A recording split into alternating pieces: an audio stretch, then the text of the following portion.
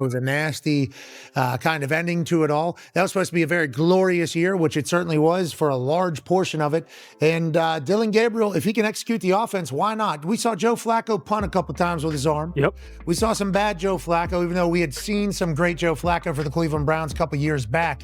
Feels like a quarterback change was inevitable. And with how good their defense is, I don't think it's over for this Cleveland Browns team. If Dillon Gabriel can come in there and play some ball, why Dillon Gabriel is his size, which is certainly not the size of other quarterbacks. Certainly Carson Wentz, who is very tall. I mean Carson is a big boy, large individual. But let's talk about Dillon Gabriel. And the only knock really is, can he see? Is he going to be able to handle it all? How about some big time shots? We've seen undersized, and we're only saying undersized because in real life they're normal size. More athletic, more jacked than most people. On a football field, though, at that particular position with who you're standing behind and who is trying to tackle you, size seemingly... Something's definitely off in Cleveland. The depth chart screams Gabriel over Shedeur, but Pat McAfee just hinted there's a hidden reason behind it all, and fans are losing their minds faster than a Browns fourth quarter meltdown. Did he uncover locker room politics, orders from upstairs, or just some wild chaos dressed up as strategy? Whatever's brewing, it's spiraling into the most dramatic quarterback saga since Baker Mayfield's farewell circus. And this time, the truth might actually be even crazier than all the rumors flying around. Shedeur is way better than Dillon Gabriel. He just is. If Shedeur had started from the start, game one against Cincinnati at home, they would be the talk of the NFL right now because I look at the fourth quarter yesterday, they go 0 for 4 on third down because Dillon was playing not to lose. Don't throw it to them, don't put it on the ground. And he did a great job of that. But on one of those third downs, you have to try to make a play to win the football game. And trust me, no matter what Stefanski called, Shedeur would try to win the football game because it's how he was raised. You're going to make a play because you were born to make a play. It all started with that sly smirk. McAfee leaned in, eyes lit up like he just got a message from someone way too powerful to ignore, then dropped a line that rocked Cleveland harder than a Myles Garrett helmet swing. Dillon Gabriel wasn't starting just because of performance. Oh no, there was something way deeper going on. Something cooked up inside Berea's walls, and suddenly the whole Browns front office looked like they'd just seen a ghost strolling in wearing a Colorado hoodie. What do you think about whenever it comes to handling this entire situation? This is a tough situation for a third-round draft pick who's trying to make his career, and then a guy that's drafted 2 rounds after him is obviously the topic of conversation all offseason, all training camp, even when he gets his start, topic of conversation. He has maintained kind of locked in, laser-like focus. I love the way he has handled it. He obviously has a chance with his arm. What do you expect from him with the Browns? And has he always been this guy that is like the utmost professional seemingly here? Yeah, I'm with you. I go back to anytime you're looking at a young quarterback, I personally look at how many reps he had as a collegiate. Browns fans know dysfunction like it's part of the team uniform. But this time, it hit different. This mess had layers. Dillon Gabriel, the quiet newcomer who was just supposed to compete, somehow jumped the line and landed straight in that QB1 spot like it was gift-wrapped for him. Meanwhile, Shedeur Sanders, the golden name that had half of Cleveland buying jerseys before he even took a single snap, got pushed to the side like a rookie trying to sit at the vet's poker table. Because we want to see Shedeur, let's grade it fairly. That's all I'm saying. I graded it fairly. Like, you really want to, you said I want him to play bad so Shedeur can get I do, but some teachers might want this kid to do bad, but when he turned that test in, she just got to grade it. I believe Shedeur's better as well, but if we're going to grade, stop grade with bias. All right, grading without bias. QBR for the game. Dillon Gabriel was a 38 on He's a rookie after 3 days that of QBR practice. don't lie, man. Doesn't lie. Take the name off of it, bro. Just look at the numbers. The stats say the QBR. When McAfee dropped what was really going on, that poker table flipped instantly. According to whispers and a source with a memory sharper than a blade, this had nothing to do with performance in camp. It was politics, plain and simple. Comfort over chaos, safety over spark. Stefanski didn't want fire. He wanted control.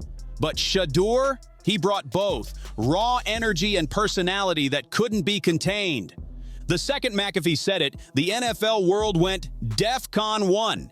ESPN blasted graphics, Reddit threads were mutating by the hour, and Cleveland radio hosts sounded like they were reporting live from a disaster zone. Everyone wanted answers, but inside the Browns building, all they got was silence. Tension hit hard. One veteran even said the locker room felt split, like a high school cafeteria after a nasty breakup. Not exactly the vibe you want before preseason even kicks off. But McAfee's bombshell didn't stop there. He claimed the move to start Gabriel wasn't even unanimous. Some coaches actually believed Shedeur had it. That untamed electricity you can't coach. The kind that either wins you games or burns your whole house down trying. Guy was at UCF for a few years, then he went to Norman, played at Oklahoma, and then obviously finished it in Eugene. And the only reason I bring all that up is this guy dealt with a lot of different circumstances and different kind of pressures, especially when he stepped up from UCF to Oklahoma. And so I think that really hardens a guy, you know, when you deal with the ups and downs of playing quarterback at some of these high-profile places and you have so many reps. You know, that's why I think Brock Purdy was able so quickly after a four-year starter at Iowa State to be able to step into the NFL and seed the game pretty quickly. And I think Dillon Gabriel reminds me of that. You know, he reminds me of a guy that had a ton of reps. You put him in that offense with Kevin Stefanski, who understands how to attack and how to be decisive. Stefanski, ever the cautious engineer, wanted structure, not sparks. He wanted film room perfection, not media fireworks lighting up his team. But that's exactly where things started to unravel because Cleveland fans don't do safe. They've seen safe, they've lived safe, and safe's the reason they've been stuck at 6-11 with a lifetime supply of heartbreak. So when McAfee dropped his bomb, it was like handing every Browns fan a megaphone. Suddenly, the whole city wasn't just questioning the decision. They were questioning the entire philosophy behind it. Talk shows called it preseason sabotage. Twitter renamed the team the Cleveland Politics. And one fan even parked outside the facility with a massive sign screaming, "Start the star, not the substitute." Inside the building, the mood turned from tense to toxic. Shedeur's body language said it all, calm, focused, but quietly boiling. You could feel the energy radiating off him, waiting for that sweet "I told you so" moment. Meanwhile, the coaching staff looked like they were in survival mode. Stefanski's poker face cracked. Tiny overcorrections, tight play calls, endless film sessions. He wasn't just coaching anymore, he was desperately trying to justify his decision, and now the whole country had an opinion on it. What do you want me to really say on Dillon Gabriel over the next 3.5 hours? Well, he was composed. Great. You know how he conducted himself? He conducted himself how a career backup should conduct himself, where you just hope that you're able to hold down the fort until the regular starter comes back. The problem is, we don't have a regular starter that comes back. Well, we do, but nobody wants to see him. So nobody wants that to happen. So here we have to hope that Dillon Gabriel, a guy who is certainly limited, a guy who's smart enough to probably be a coach in the NFL someday, has to go out there and conduct an offense. And we just little bit. And we have to hope that Quinshon Judkins is able to carry us into the end zone, and we don't have a holding call. Because we got two guys there who are again replacing another guy who had replaced another guy who just... That's when the real fun began. McAfee doubled down the very next day, claiming the Browns front office wasn't even on the same page. Word was, ownership loved the idea of the Sanders era. The marketing, the hype, the storyline, the fan explosion. But Stefanski? He wasn't buying it. He saw Shedeur as a long-term project, not some plug-and-play savior. So when Gabriel started shining in a few behind-closed-doors scrimmages, Stefanski saw his out, and he took it. The moment that truth hit social media, Cleveland straight up imploded. Analysts started comparing it to the old Baker versus Tyrod saga, only this time the stakes were way higher. Back then, Cleveland was desperate for stability. Now, they were starving for electricity. Benching Shedeur felt like pulling the batteries out of the entire franchise. Then came game day. Gabriel jogged out, the crowd buzzing with split emotions, half cheering, half waiting for that first incomplete pass to turn into a storm of boos. The pressure was insane, like playing under a spotlight hot enough to melt turf. And even though he didn't play bad, every yard he earned felt like a borrowed moment on a fragile leash ready to snap. Did Dillon Gabriel just lock up QB1 in Cleveland? In his first career start, he was 19 of 33, 190 yards, 2 touchdowns, no interceptions. And if the Vikings don't score here on their final drive under a minute to go, he likely leaves London with the win. But as good as those stats were, he was only 3 for 10 on passes 10 or more yards downfield. And the QBR of just 38 does leave a little to be desired, a lot of short passes. But this is a strong Vikings defense, and he was the first quarterback this year to have 2 passing touchdowns against them. But this Browns team does have a lot of other quarterback options. But what do you grade? McAfee's reveal changed everything. This wasn't just a quarterback battle anymore. It was a full-blown referendum on the Browns' identity. Were they ready to be bold and embrace the flash? Or were they still that same cautious machine pretending to be competent while running from real risk? As the game rolled on, the sideline cameras caught everything. The glances, the frustration, Shedeur pacing by the benches with folded arms, coaches whispering into their headsets, and Gabriel taking every snap like it was a final exam he forgot to study for. By halftime, Cleveland wasn't leading, but they weren't losing either. It was that weird middle ground where everything felt rehearsed. Stefanski kept repeating the word process. Gabriel dodged every question and Shedeur smiled, but his silence screamed louder than words. Back in the studio, McAfee smirked again. He didn't even need to say more. The story was writing itself.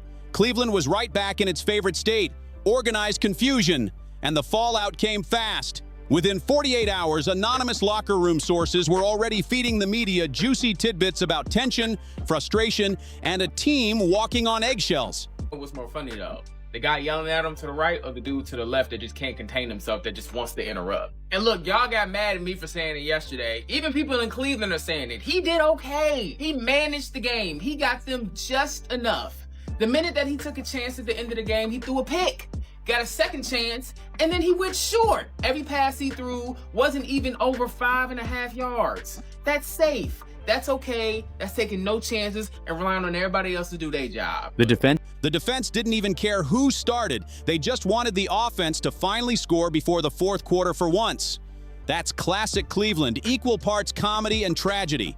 Meanwhile, Shedeur's camp stayed dead silent, which somehow made more noise. No cryptic tweets, no interviews, just pure grind. Clips started leaking of him launching lasers in practice, threading passes through tight windows, and flat-out outshining Gabriel in drills. And just like that, the narrative flipped again. Maybe this wasn't over. Maybe the Browns had just lit their own fuse. By week 2 of camp, the tension was thick enough to slice through. McAfee kept feeding the flames, not out of hate, just doing what he does best. And honestly, that's the beauty of it. Cleveland's chaos doesn't need exaggeration. It runs on autopilot. Behind the scenes, though, Stefanski was losing control. Reports said a few assistants were quietly fed up. They saw the locker room splitting in real time. Some wanted to rip the bandage off and start Shedeur, while others were scared it'd make Stefanski look weak. The word divide started getting tossed around in meetings. And that's never a good sign this early in the season.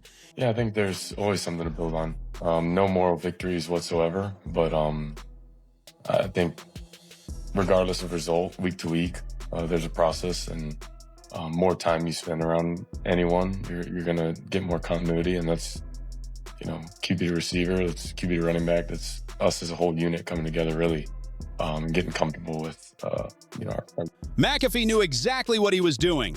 He kept the story alive, dropping just enough truth wrapped in sarcasm to keep the whole NFL buzzing, and Cleveland, they fell right into the trap.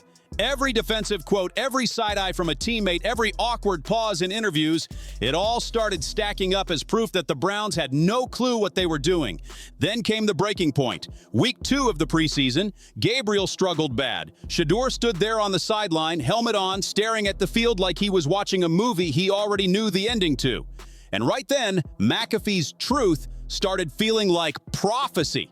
After the game, the press room turned into a courtroom.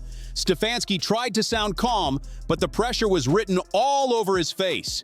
Reporters fired questions about the quarterback decision and long-term plan, but he danced around every one of them. Didn't matter. The damage was done. The fans had already made their verdict, and it wasn't in Gabriel's favor.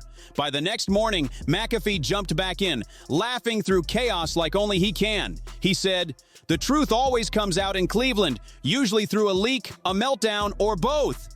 And that grin of his said it all. He didn't have to name names. The Browns had outed themselves again, but this time it was way messier. I thought he played like you said.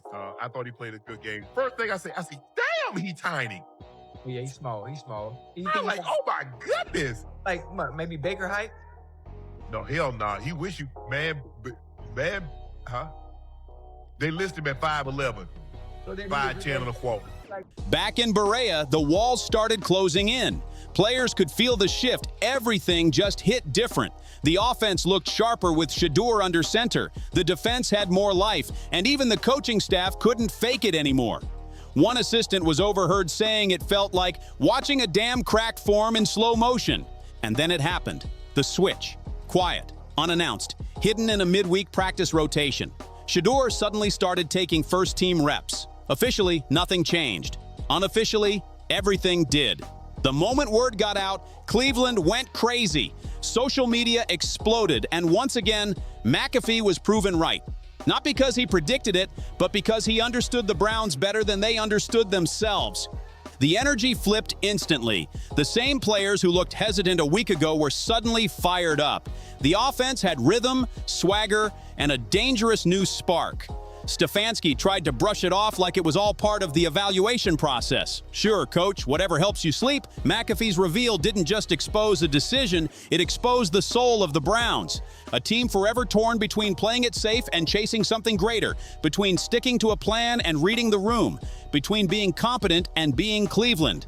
But this time, maybe chaos finally worked in their favor, because the second Shedeur took that first-team snap, the city shifted. It wasn't about analytics anymore, it was about hope.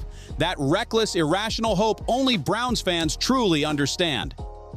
So Dillon Gabriel just made his first start against the Minnesota Vikings, and unfortunately he was unable to get a victory. Carson Wentz had an insane drive to win the game 21-17.